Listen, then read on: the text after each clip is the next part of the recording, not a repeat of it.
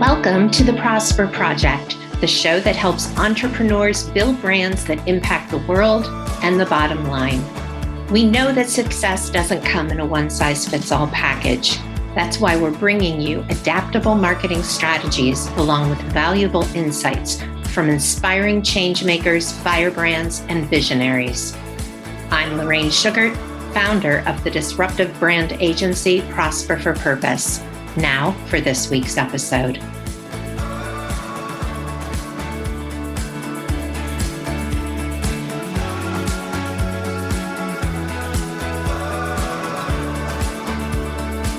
Hello and welcome. Today, I want to weigh in on the best marketing strategies for 2022. So a lot of people are talking about this right now. A lot of people started talking about it at the end of 2021, which is really interesting. And a lot of people are giving conflicted advice.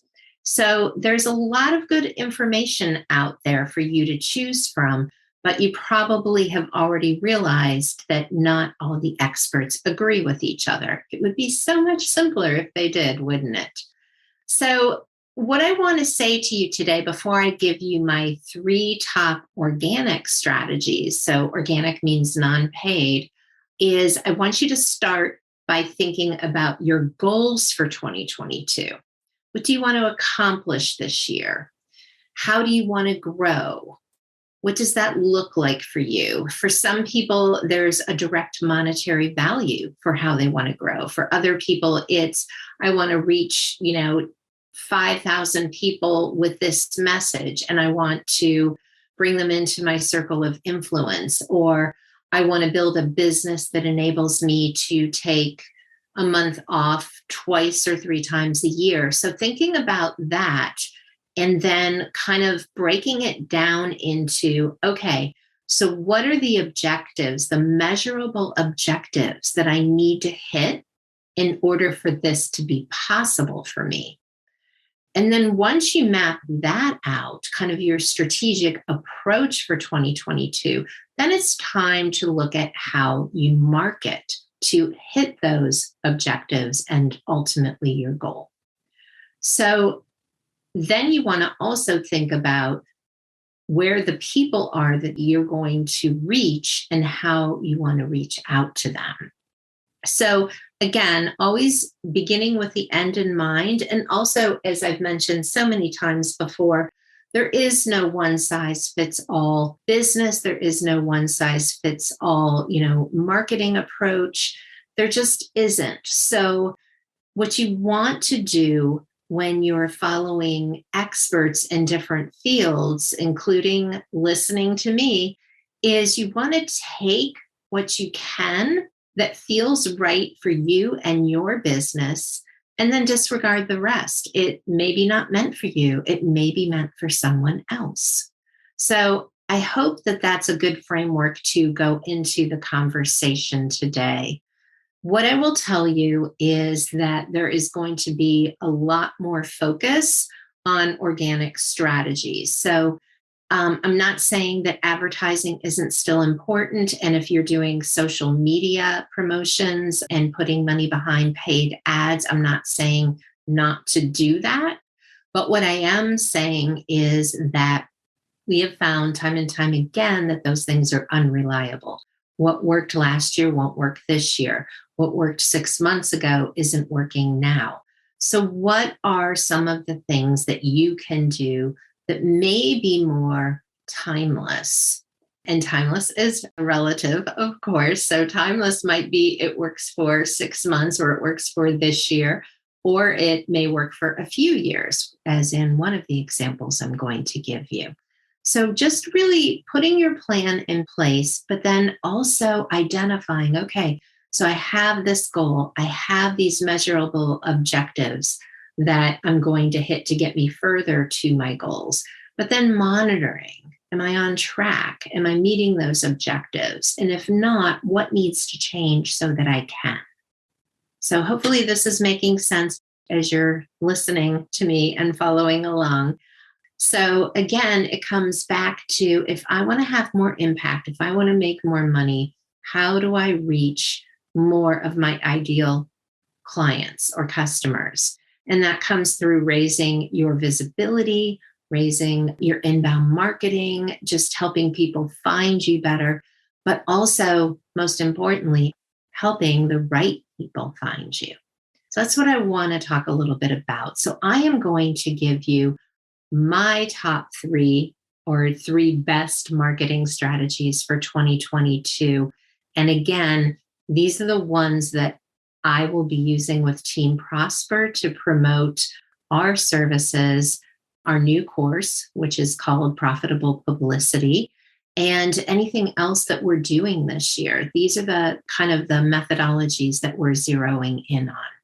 So without further ado, I'm going to give you my top three. So the first one is networking. I really think that that's an underutilized marketing strategy, but I also think that people don't necessarily think of it either as a marketing strategy or don't think of it as a strategy in the right way.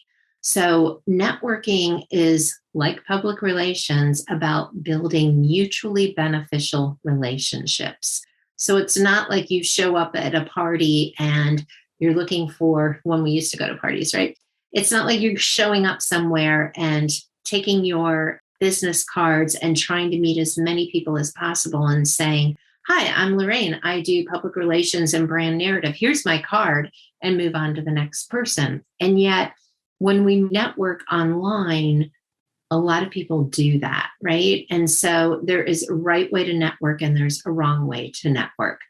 So first, I want to talk about some groups that make it a lot easier for you to jump in and network with like-minded people. And so there are traditional groups like NABO, the National Association for Women Business Owners. There are many others that hold in-person meetings, and more of those are happening now. They have national conferences and things like that. So maybe your people are in those traditional organizations. There's online groups that are like the Advance, which I joined when it started a year ago. So here's my shameless plug for the Advance. Although I do not own it or have any official part, I am a member. And it is an online networking group, and it's really great in my opinion. So you might want to check that out. And I've also been a member of NABO, and NABO is great. All these organizations are great, just like the strategies that you hear are great, but it's what's the great one for you? So I want you to think about that. Where is the best place for you to fit in?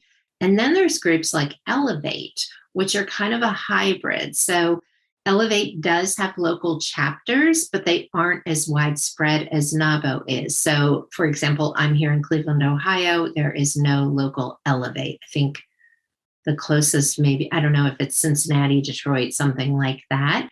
But you can be a virtual member and you get put into groups and you're in there for, I think, like 3 months, 9 weeks to 12 weeks, and you network that way. And people take turns presenting on their business and who their ideal customer is. So again, this is about mutually beneficial relationships. So instead of saying, hey, would you like to work with me? The conversation is around, this is who I am and what I do, and this is the kind of person that I like to work with. And then letting the other person share with you their ideal customer and what they do and the transformation they make possible. So in fact, you can actually refer people to each other. So if you approach it as, I'm networking to create relationships that can possibly bring me clients, that's a much better way than I'm networking so I can go into this group and get more clients. The other thing is I talk a lot about giving value in advance. So go in, and if people aren't networking the way that I just described, you can ask people. So you told me what you do.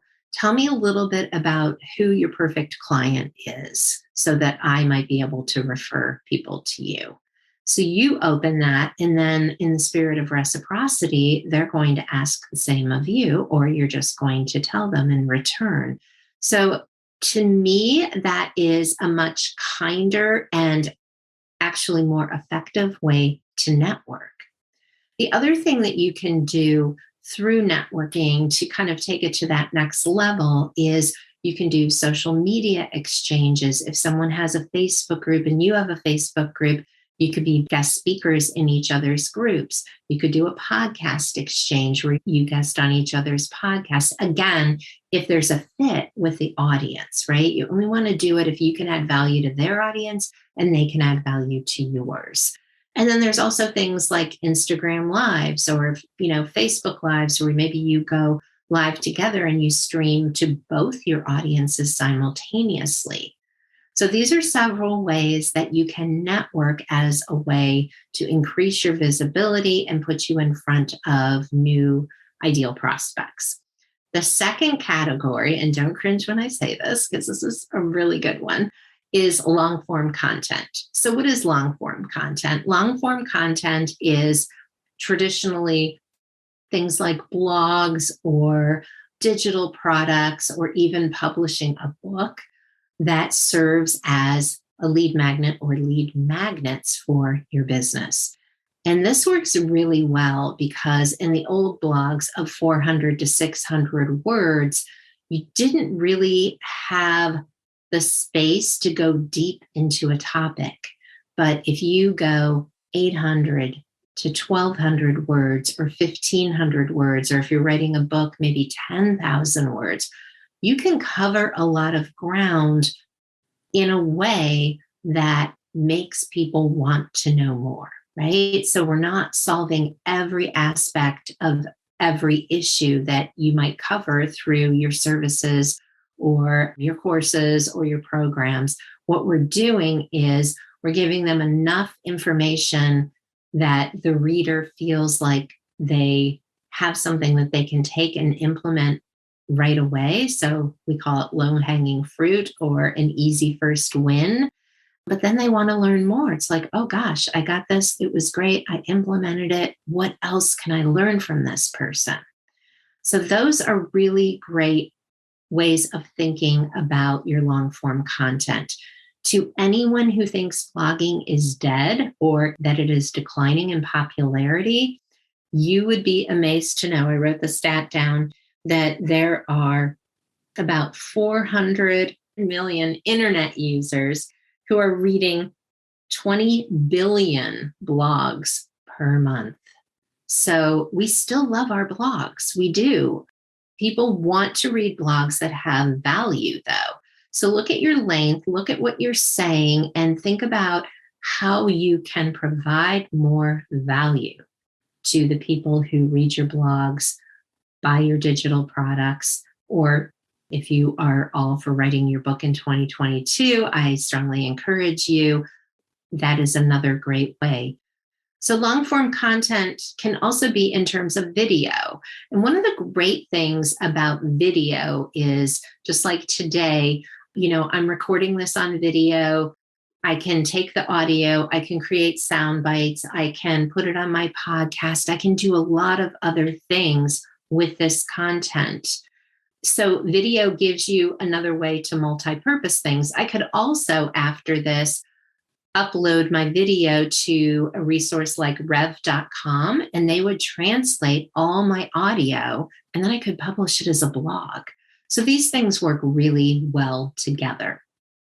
The third category is publicity. And so we all know that, I think we all know, I hope we all know that PR, and specifically within the category of PR, getting publicity for your business helps build your brand in a way that nothing else does. Because there is that third-party validation, people read about you in someone else's trusted whatever news source. So you were written about in your community magazine, or you were interviewed on your local radio station, or you were featured in a national publication. That not only gets you in front of new prospects, but it does so with a kind of brand authority you cannot buy. Your social media ads do not get taken as seriously as content that is published in a trusted resource, a news resource. And I know, we could debate about how trustworthy news is, but let me just say, when it comes to interviews with people or stories about businesses, if you already like that news source that is presenting that information, you are going to trust what they're saying about that person, and it is going to take you further through the prospective customer journey than an ad. So I want you to think about publicity and what you can do that might be easy to start an outreach. So you can consider podcast guesting. Again, social media exchanges go really well into this category. And then traditional media outreach as well. And so to that end, I just want to say, wherever you are in business, it's not too soon to think about joining a professional networking organization. Investing in some of these organizations can be very cost effective for your business. Also, things like starting a blog, if you haven't already, writing some content for ebooks that you can sell or other kinds of digital content that you can actually sell through your website. It's long form content. And if you don't already have active subscribers, you definitely want to have something free as well. So if you go to prosperforpurpose.com right now, you'll see that we have a free PR guide. What is PR and what can it do for your business? It's free. It's long form content. You'll get some good tidbits in there and good information. It's not going to make you a PR pro, but at least it gives you a contextual understanding of what PR is and how it can help your business. And then from there, if you wanted to, you could check out our Profitable Publicity course, which actually does teach you, even if you're a solo entrepreneur, how to take the steps to get your brand in the media, whether it's on podcasts, in print, local radio stations, television, all the things. So those are my three best marketing strategies for 2022: networking, long form content, and publicity. And again, if you are a solo person out there, you're going to want to start with what seems best and easiest for you. And I would say, if you've never had a blog before, start there. Blogs actually help your website with SEO. And we could do another whole episode in session on that. And maybe at some point I will, but you want to include in your blog posts the search terms that people are looking for so that they find your blog and find your solution and your answer to that specific issue. And in that way, you're going to attract more people to your website, which is obviously really great. If you have a freebie there for them and they subscribe to that, then they're in your circle of influence. They're getting your emails, and you can nurture them and build relationships with them so that you can both decide if you are right for each other. So I am so glad to be with all of you today. Thank you for joining me to talk about how to think about setting your goals and your marketing strategies for 2022. I hope that you found the 3 best marketing strategies that I am focusing on to have some value for you and your business. If so, I would love to hear from you, and I will see you next time. Thanks so much for joining me. At Prosper for Purpose, we have a team of strategists and storytellers who are experienced marketers, accredited PR counselors, and published writers with an average of 16 years of experience. To find out what we can do for you, email connect@prosperforpurpose.com and put free consult in the subject line. Someone from our team will respond within 24 hours.